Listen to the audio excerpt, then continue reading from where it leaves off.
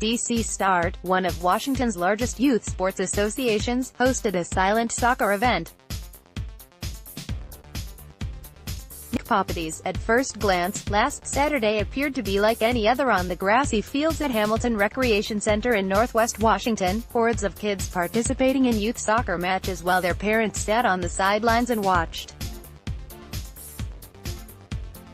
One mother stood out from the rest, constantly calling out to her second-grade daughter as parents around her sat in near silence, and as halftime rolled around, the daughter came off the field and went straight to her mom, sharp words of wisdom on the tip of her tongue. "Mom, you aren't supposed to do that," she said.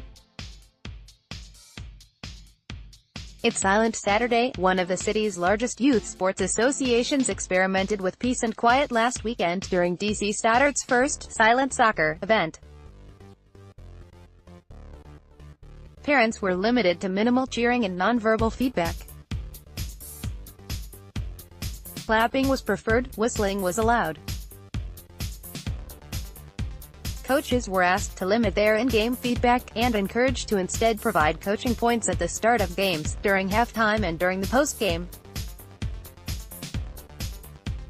The parents were saying, "This was the hardest game of the season for me," said Nick Papadis, DC Stoddert's communications manager and an 8th-grade girls soccer coach. Meanwhile, the kids are going, "This was the easiest game of the season for me. It was the first time the organization held such an event, meant to let the players enjoy the game of soccer and make decisions on their own," according to DC Stoddert. Similar events have been held across the country. And so DC Stoddert hosted several hundred recreational games in near silence on Friday and Saturday. The group, which boasts 6,000 players on recreational or travel teams, staging games across public and private DC fields, also partnered with the Potomac Soccer Association to enforce its silent soccer rules during Sunday's travel games at the Maryland Soccerplex. "I think it is mostly to call attention to it for the parents, because some of those kids will go home and say, 'That was great,'" Papadis said. "And parents will go, 'Wow, I didn't say anything, and I liked it.' It is kind of planting the seed that your kids can think on their own. They don't need you telling them how to play." Monica Nelson, a coach whose second-grade co-ed team played at Carton Barron Saturday, said it was so nice not to hear the voices of parents yelling and screaming from the sidelines. "As a coach, I think it is helpful to yell encouraging advice," Nelson said. "It would be amazing if it were just that.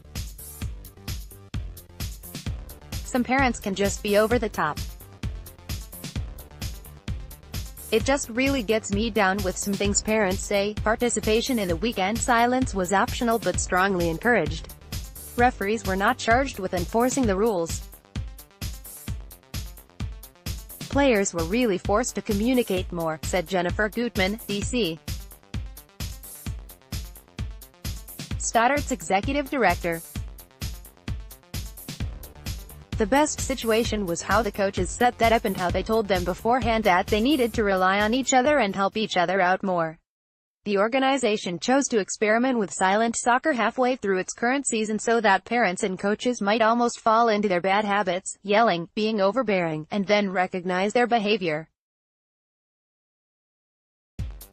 "Basically they are playing chess, and their kids are part of the game," Papadis said of some youth soccer parents. "They are saying, 'Hey, do this, now do that.' These are just parents on the sidelines." Coaches are another story, but you get plenty of parents who are very vocal and carry on. The idea was inspired by other groups, like Real Colorado and the Colorado Soccer Association, which have been putting on silent Saturdays at least once or twice a season for years. These events, organizers say, are one piece of a bigger goal, giving the game back to the players. "Everything we do is not a solution in and of itself, but part of a pathway and part of a plan," said Jared Spires, Real Colorado's chief operating officer. "I think that is where you find success in youth sports. We can't just do a silent soccer Saturday and think it is going to rectify every bad situation. The South Carolina Youth Soccer Association held an entire month of silence on the sidelines of youth soccer matches last September.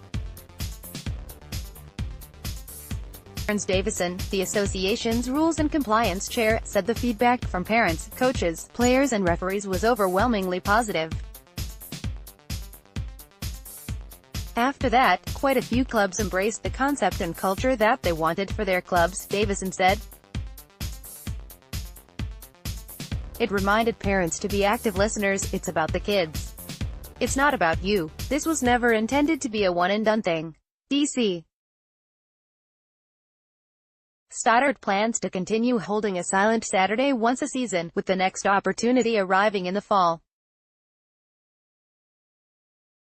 While the association received some negative feedback before the weekend from parents who argued that soccer isn't meant to be silent, Gutman said the response has been nearly all positive.